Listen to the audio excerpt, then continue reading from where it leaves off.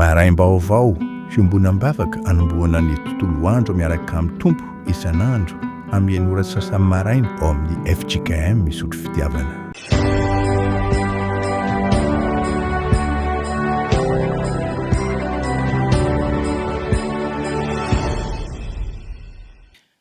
Mbola miarabantsika tonga soa indray ny tsy fiaraha-mivavaka talata 23 volana desambra ity ry havana ho aminareo ny fiadanana.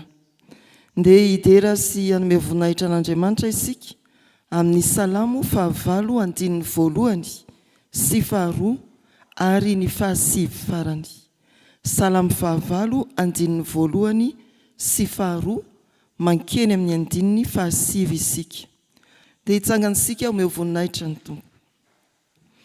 Hoy ny mpanao salamo: Jehovah tomponay io, endre ny voninahitra ny anaranao amin'ny tany rehetra, nataonao eny amin'ny lanitra ny voninahitrao.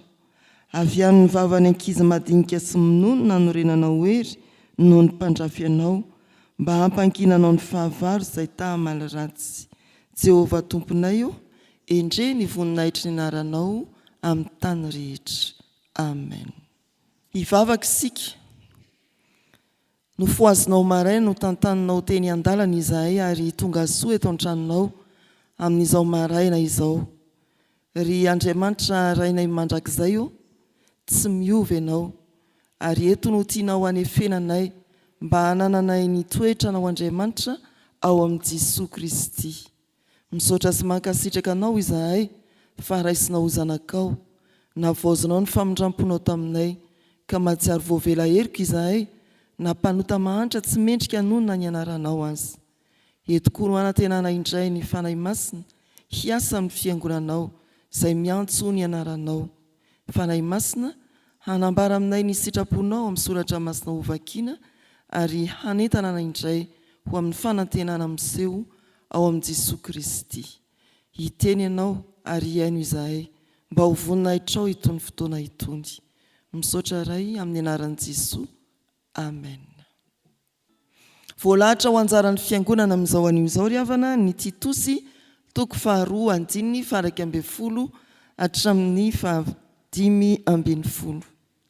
Titosy 2:1-10 hatramin'ny 5:10. Amin'ny anaran'ny Tompo, fa efa miseho ny fahasoavan'Andriamanitra izay famonjena ny olona rehetra, mampianatra antsika handahy izay toe-panahy tsy araka an'Andriamanitra sy ny filan'izao tontolo izao, ary ho velona amin'ny onony sy ny marina ary ny toe-panahy araka an'Andriamanitra amin'izao fiainana ankehitriny izao. Miandry ny fanantenana mahafinaritra sy ny fisehoany ny voninahitr'Andriamanitra lehibe sady mpamonjy antsika dia Jesosy Kristy, izay nanolotra ny tenany hamonjy antsika mba hanavotany antsika ho afaka amin'ny ota rehetra sy hanadiovany izay olona ho an'ny tenany sady ho mazoto indrindra amin'ny asa tsara izany. Izany no lazao sy hananaro ary andrarao amin'ny fahefana rehetra, aza vela isy anao tsinotsinona anao. Amen.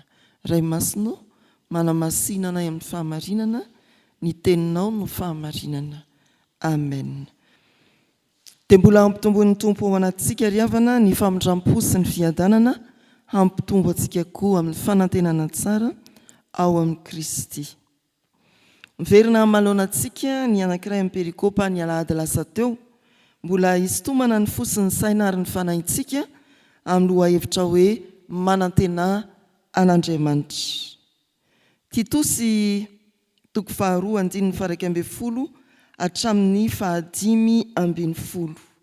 Manantena an'Andriamanitra amin'ny fahasoavana miseho.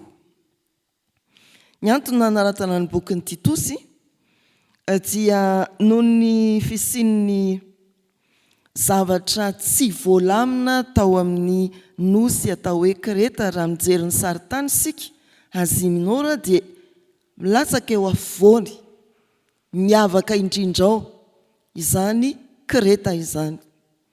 Mamaky ny Titosy 1 isika, ery amin'ny 9:10 sy hatrany amin'ny 7:10 dia misy filazana ny toetoetran'ny fiangonana taokoreta, ny fiarahamonina taokoreta.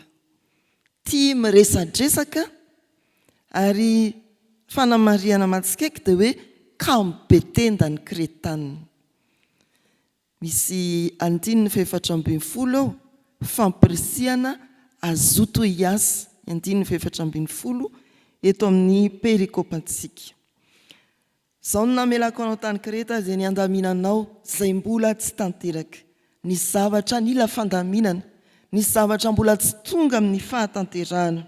Fatao koa toy ny andro ny fiangonana voalohany dia ny fanafihan'ny fampianarana tsy araka ny filazantsara.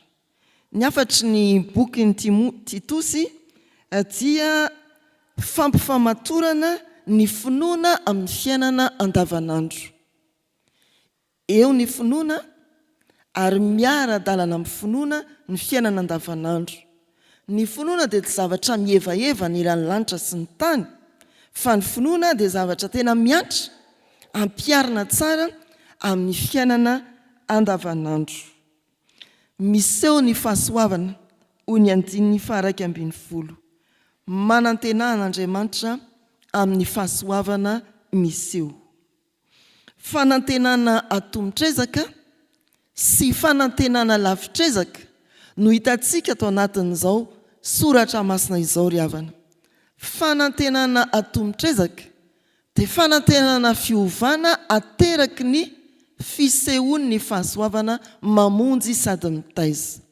Ny fanantenana lavitrezaka dia ateraky ny fisehoan'ny ny fahasoavana eo ampiandrasana ny fisehoan'ny ny voninahitra ilay Andriamanitra lehibe ao amin'ny Kristy.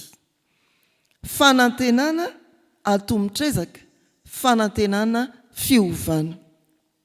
Hoy ny 2:1 amin'ny anaran'ny Tompo, fa efa miseho ny fahasoavan'Andriamanitra izay famonjena ny olona rehetra, mampianatra antsika anda izay toe-panahy tsy araka n'Andriamanitra sy ny filan'izao tontolo izao, ary ho velona amin'ny onony sy ny marina ary ny toe-panahy araka n'Andriamanitra amin'izao fiainana ankehitriny izao.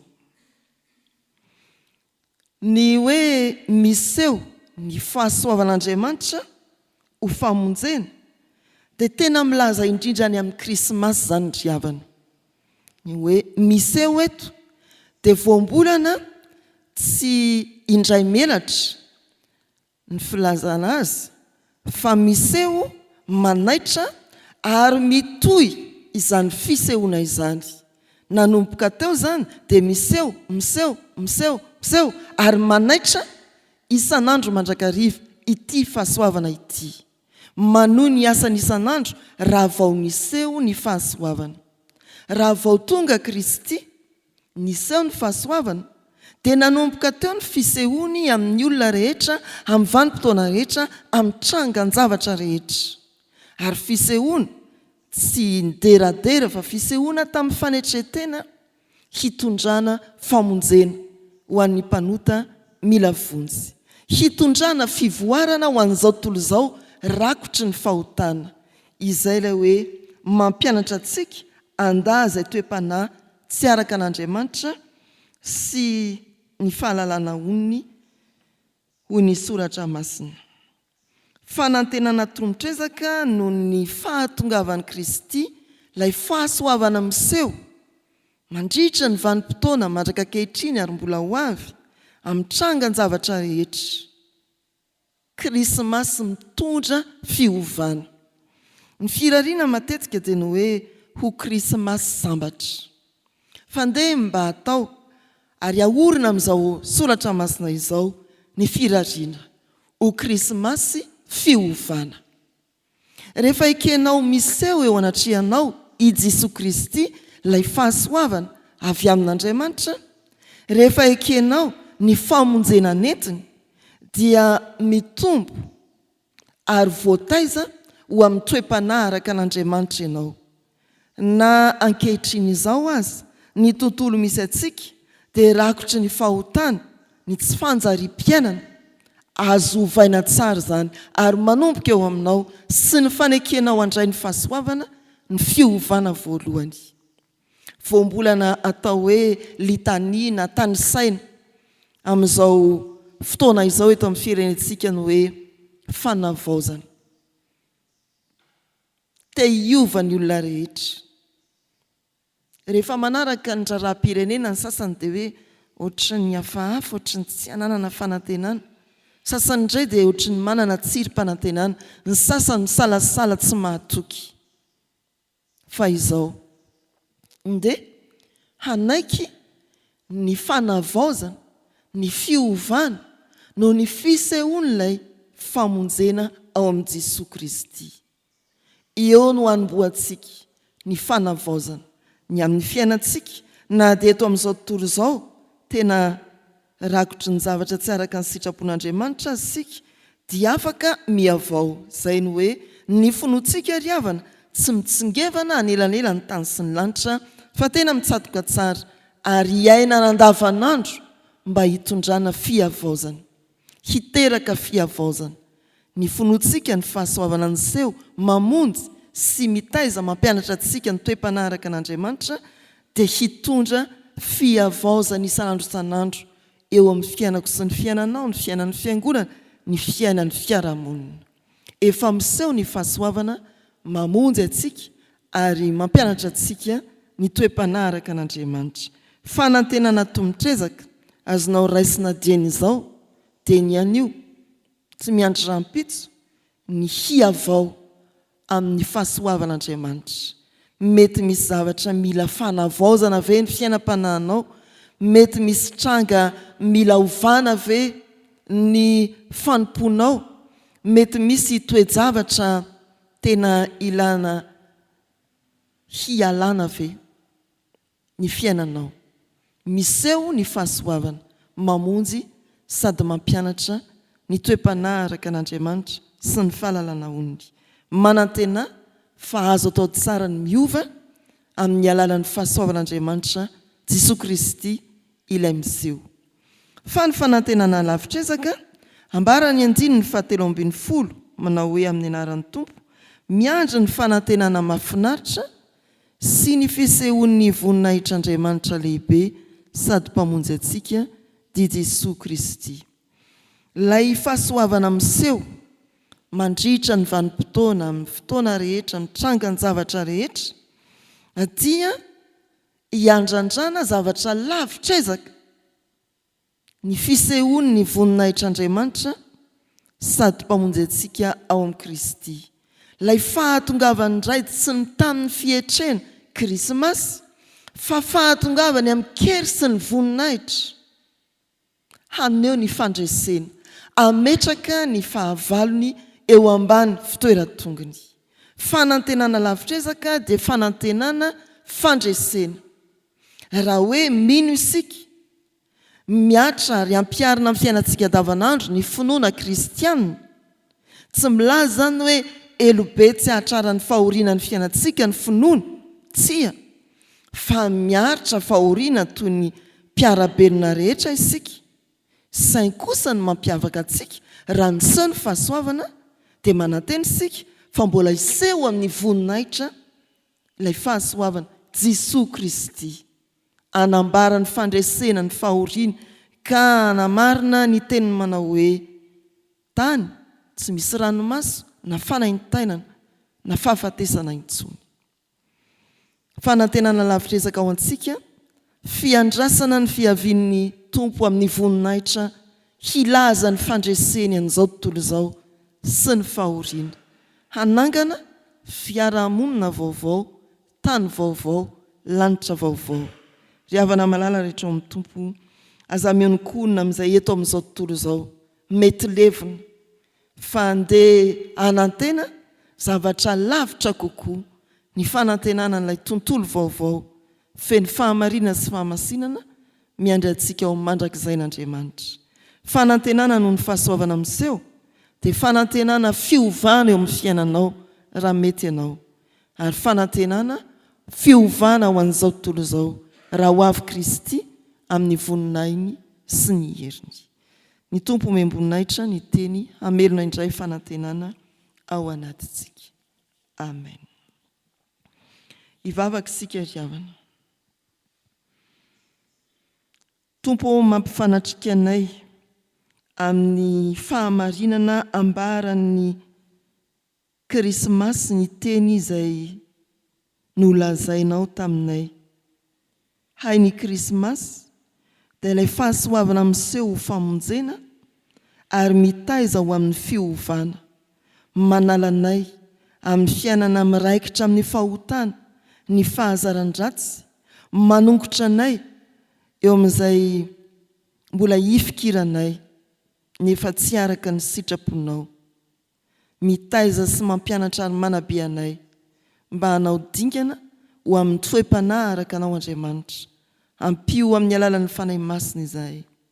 Hay ny Krismasy dia fahaterahana mampisy fanantenana lavitrezaka. Kristy tonga hamonjy ary Kristy ho avy indray haneho ny fandreseny izao tontolo izao. Omeo anay izany fanantenana izany, tsy fanantenana nofinofo fotsiny fa fanantenana ambaranao Andriamanitra ilay tsy mandainga amin'ny teninao. Indreto izahay Tompo, mbola hiatrika indray ny andavanandrom-piainanay ary ataovy matanjaka ny finoanay sy ny fanantenanay eo am-panatanterahana ny asa misehatra misy anay tsirairay, eo amin'ny filofosanay amin'ny fikarakarana rehetra manomboka ny atokantrano sy any amin'ny toerana samihafa tsy maintsy alehanay amin'ity anio ity. Mba hiseho olon'ny fanantenana koa izahay ary hanambara fanantenana amin'izay mety kivy na malahelo na miadi-saina manodidina anay. Evero ny manamanjo, sitrano sy ampaherezo omeo fanantenana ny marary, akekezo ny manana olana, azadonoina izay nomenao tompo-pahasoavana ka miomana amin'ny fifaliana samihafa. Ianao Tompo, mbola hijery ny firenenay araka ny haben'ny fahasoavanao, tena hitondra fanavaozana no ny herin'i Kristy sy ny azo fijaliana ary indrindra ny fanonana fiadanana amin'izao andro Krismasy izao. Ny fiangonanao Andriamanitra amin'ny ezaka ataony amin'ny fitoriana ny filazantsara misy fanantenana dia ampaherezo koa mba havita tsara izay ny andraikitra masina izany amin'ireo sokajin'olona tompona andraikitra isan'ambaratonga na amin'ny sokajin'asa fijoroana vavolombelona samihafa. Indro atambatra izany vavaka izany amin'ny ampianarin'i Jesosy manao hoe: Rainay izay ny an-danitra, ho amasinina anie ny anaranao, ho tonga anie ny fanjakanao, atao anie ny sitraponao ety an-tany ho tahaka ny an-danitra. Meo anay anio ny anina sahaza ao anay ary mamelà ny elokay tahaka ny namelanay izay meloka taminay. Aza mitondra anay amin'ny fakapanahy, manafahanay amin'ny ratsy, anao ny fanjakana sy ny hery ary ny voninahitra mandrakizay. Amen. Raisoa amin'ny fanantenana ny tsodrano atolotra amin'ny anaran'ny Tompo. Ary Jesosy Kristy Tompontsika sy Andriamanitra raintsika, izay efa tiantsika ka nanome antsika fampionana mandrakizay sy fanantenana tsara amin'ny fahasoavana, no hampionana ny fonareo sy hampahery anareo amin'ny asa sy ny teny tsara rehetra. Amen.